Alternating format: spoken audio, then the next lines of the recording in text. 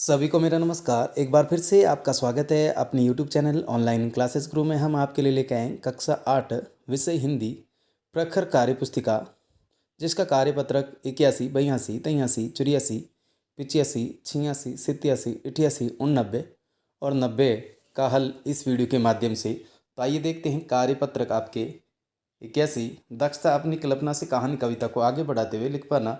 कहानी को पढ़िए और कहानी को आगे बढ़ाकर लिखिए। तो आइए देखते हैं ये कहानी इस प्रकार से, इसको पढ़ना है। यहाँ पर देख सकते हैं जो यहाँ पर, यह भी सच है, बकरी बोली, तुमने वादा किया था, अब तुम मुझे छोड़ दो। बाघ, ठीक है, मैं वादा निभाता हूँ, तुम्हें छोड़ रहा हूँ। बकरी, आपका बहुत बहुत धन्यवाद। बाय, तुम तो बहुत चतुर निकली। बकरी, सब आपकी मेहरबानी है महाराज। फिर यहाँ पर देख सकते हैं आप इस कहानी को क्या नाम देना चाहते हो, कोई दो नाम सोचकर लिखिएगा। तो यहाँ पर लिखेंगे बकरी की चतुराई या चतुर बकरी। फिर नेक्स्ट है ख में, तो इसका आंसर, बाघ बोला एकदम सच है, दूसरा सच बताओ।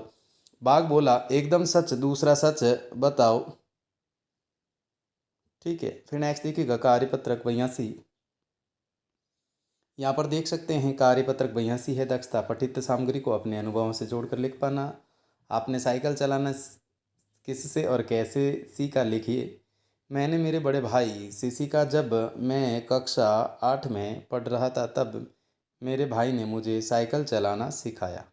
साइकिल चलाना सीखने के बाद आपके जीवन में क्या क्या बदलाव आए, लिखिए। तो साइकिल चलाने से अच्छा लगता है, साइकिल लेकर सब्जी लेकर आता हूँ, साइकिल से बाज़ार घूमने जाता हूँ, साइकिल से स्कूल जाता हूँ। फिर महिलाओं के जीवन में साइकिल चलाने से जो आत्मविश्वास जगा, उसके जीवन में क्या क्या बदलाव, लिखिए। तो महिलाएं पानी लाने के लिए साइकिल का उपयोग करती हैं। महिलाएं आज बाज़ार से सब्जी स्वयं लाती हैं। खेतों में जाने के लिए साइकिल का उपयोग करती है। फिर नेक्स्ट है 4 नंबर प्रश्न, आपके स्कूल में साइकिल से आने वाली किसी एक बच्चे से बात करते हुए उसके साइकिल चलाने के अनुभवों को लिखिए। हमारे विद्यालय में श्याम नाम का लड़का पहले पैदल आता था, अब साइकिल पर आता है, जिससे समय कम लगता है। पैदल व साइकिल पर आने में समय 20 मिनट का अंतर कम हो गया। फिर नेक्स्ट देखिएगा कार्यपत्रक 83 का हल। कार्यपत्रक आप 83 देख सकते हैं। दक्षता, गद्यांश पद्यांश को पढ़कर समझ के साथ उत्तर दे पाना। प्रश्नों के निम्नलिखित अपठित गद्यांश को पढ़कर दिए गए प्रश्नों के उत्तर लिखिए। तो यहाँ पर देख सकते हैं, सभी अधिकारी परेशान क्यों थे। पहला प्रश्न, सभी अधिकारी परेशान क्यों थे? क्योंकि नई कार की ऊंचाई मुख्य दरवाजे से लगभग 1 इंच ज़्यादा थी। आपको अधिकारी का जो स्वभाव है वो कैसा लगा? अधिकारी का स्वभाव अच्छा व सरल था। नेक्स्ट देखिएगा, कार निकलने की समस्या का समाधान किसने किया तथा कैसे किया? मजदूर ने चारों पहियों की थोड़ी थोड़ी हवा निकालकर। मजदूर की प्रशंसा किसने की? सभी अधिकारियों ने मजदूर की प्रशंसा की। नेक्स्ट देखिएगा, इस घटना से आप क्या समझते हैं? यहाँ पर देखिएगा, कभी किसी व्यक्ति को कम आंकना नहीं चाहिए, सभी से सलाह कर हर समस्या का हल निकाला जा सकता है। फिर नेक्स्ट देखिएगा, आपने अथवा आपके किसी परिचित ने कभी किसी समस्या का समाधान अपने स्तर पर निकाला हो तो लिखिए। एक बार हमारे गांव में एक गाड़ी गड्ढे के अंदर फंस गई थी, तब सभी ग्रामवासियों ने मिलकर गाड़ी को गड्ढे से निकाला था। फिर नेक्स्ट देखिएगा कार्यपत्रक 84 का हल। कार्यपत्रक 84 देख सकते हैं। दक्षता, व्यवहारिक व्याकरण, निम्नलिखित समस्त पदों को उनके समास घर से मिलाइए। तो यहाँ पर देखिएगा ये समास ग्रह है। यहाँ पर जो चार पहिए वो द्विगु है, महाराज कर्मधार्य है, त्रिनेत्र द्विगु है, माखन चोर तत्पुरुष है और तिरंगा है द्विगु समास है। इसी प्रकार आप देख सकते हैं नवरात्र हैं जो द्विगु है, सप्ताह वो द्विगु है और नील गाय हैं जो कर्मधार्य है, स्वर्ण कमल वो कर्मधारी है और विद्यालय है वो तत्पुरुष है। इस प्रकार से आपको मिलाना है। नेक्स्ट देखिएगा, निम्नलिखित समस्त पदों के उचित समास में निशान लगाइए। यहाँ पर देख सकते हैं, चौराया है वो द्विगु समास है, दोपहर है वो द्विगु समास है, राधा कृष्ण है वो द्वंद्व समास है, प्रतिदिन है वो अवयवी समास है, गजानंद है वो कर्मधारी समास है। फिर नेक्स्ट देखिएगा कार्यपत्रक 85 का हल।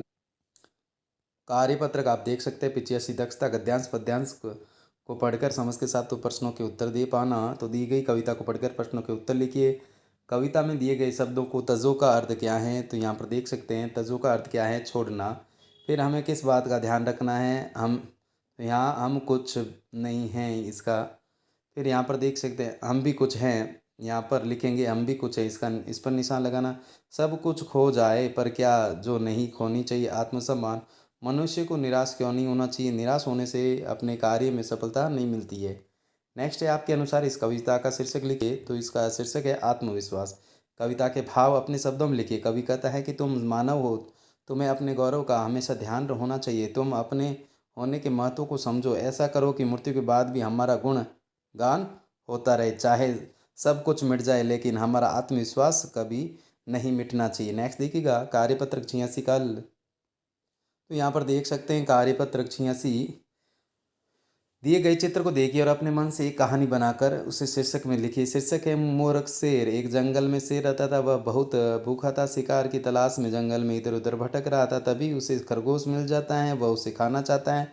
तब खरगोश कहता है महाराज इस जंगल में एक और शेर आ गया है, वह खुद को जंगल का राजा कहता है। तब शेर ने पूछा वो कहाँ है, तो खरगोश ने कहा कुएं में बैठा है। तब शेर देखता है और कुएं में उसे दिखाई देता है, तो फिर वो कुएं में कूद जाता है।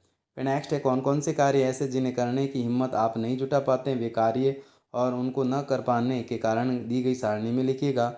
यहाँ पर देख सकते हैं कार्य ये हैं, न कर पाने का कारण मोटरसाइकिल चलाना यानी गिर जाने का डर लगता है, रात में घर से बाहर निकल जाना, रात के अंधेरे से डर लगता है, बिजली का काम करना यानी करंट लगने का डर रहता है, पशु को चारा डालना यानी मारने का डर रहता है। नेक्स्ट देखिएगा कार्यपत्रक 87 का हल।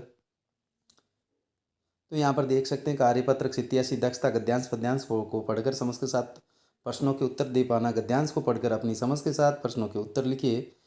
तो यहाँ पर देख सकते हैं यदि हमें तनाव या घबराहट होती है तो हमें यह बात परिजन को या करीबी मित्र को बता देनी चाहिए। तो जिसने चैनल को सब्सक्राइब नहीं किया तो प्लीज़ चैनल को सब्सक्राइब कीजिएगा, वीडियो को लाइक कीजिएगा, वीडियो को शेयर कीजिएगा, ताकि मेरे चैनल पर जो वीडियो अपलोड हो आपके पास नोटिफिकेशन पहुंच सके। इस नोटिफिकेशन के माध्यम से अपना सारा संपूर्ण हल कर सके।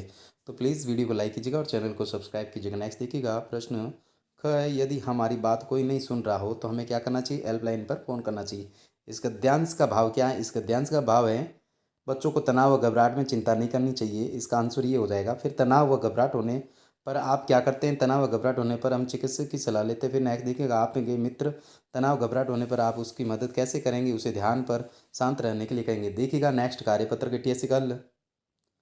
तो यहाँ पर देख सकते हैं कार्यपत्र की 88 दक्षता अपनी कल्पना से कहानी कविता को आगे लिखते बढ़ाते हुए लिख पाना। आइए कहानी पूरी करते। एक चिड़िया दूसरी चिड़िया ने उससे पूछा बहन कहाँ से आ रही हैं। चिड़िया ने उससे कहा कि मैं आकाश का संदेश लेकर धरती पर जा रही हूँ। पहली चिड़िया ने पूछा कि क्या संदेश लेकर धरती पर जा रही हो, तो पहली चिड़िया ने बताया कि अब बारिश का समय आ गया है। फिर जब चिड़िया धरती पर पहुंची तो उसने देखा कि सभी लोग अपने खेतों में काम कर रहे हैं और सभी को वर्षा का इंतज़ार है। फिर उसने वापस जाकर आकाश से कहा हे आकाश, अब आप बादल को आदेश दीजिएगा वह वर्षा करे जिससे कि किसान फसल उगा सके। नेक्स्ट देखिएगा कार्यपत्रक 89 का हल। तो यहाँ पर देख सकते हैं कार्यपत्रक 89 दक्षता गद्यांश पद्यांश को पढ़कर समझ के साथ प्रश्नों के उत्तर दे पाना। नीचे दी गई कहानी को पढ़िए और प्रश्नों के उत्तर दीजिए। तो कहानी को पढ़ना है। फिर यहाँ पर देखिएगा तेनीराम को कैसे पता चला कि बाबा ढोंगी हैं, तो इसका उत्तर क्या हो जाएगा, वह एक ही मंत्र को बार बार दोहरा रहा था। इनमें से तेनालीराम के बारे में क्या कहा जा सकता है, चतुर और बहादुर। जब तेनालीराम को यह पता चला कि बाबा ढोंगी है तो उसने क्या किया, बाबा की दाढ़ी से एक बाल खींच लिया। फिर मुझे स्वर्ग की चाबी मिल गई है। तेनालीराम ने चाबी किसे कहा है, दाढ़ी के बाल को। फिर आप तेनालीराम की जगह होते तो बाबा को क्या सबक सिखाते, बाबा को पकड़कर पुलिस के हवाले कर देते, और क्योंकि वह लोगों की भावनाओं से खेल रहा था। नेक्स्ट देखिएगा कार्यपत्रक 90 का हल। आप देख सकते हैं कार्यपत्रक 90 दक्षता विधा परिवर्तन सीख पाना। यहाँ पर देख सकते हैं ऊपर दी गई लिखी गई कविता को ध्यान से पढ़ी। इसकी पंक्तियों को हम इस प्रकार से लिखे, अभी न होगा मेरा अंत अभी तो आया है, मेरे मन में मृदुल बसंत अभी न हो हमेशा होना मेरा अंत, हरे पत्ते में हरे हरे में पात डालियाँ कलियाँ कोमल गात में ही अपना स्वान मृदुल कर फेरूंगा निहित कलियों पर जागा एक प्रत्युष मनोर। फिर यहाँ पर लिखेंगे मेरा अंत कभी न हो, क्योंकि मैं अभी अभी आया हूँ, मेरे वन में बसंत ऋतु, मेरा अंत अभी नहीं होगा, हरे हरे हैं पत्ते डालियाँ कली कोमल, मैंने ही अपने सपनों को मृदुल किया, मैं निश्चित कलियों पर फेरूंगा एक प्रत्युष मनोहर जागा। थैंक्स फॉर वॉचिंग, वीडियो देखने के लिए धन्यवाद।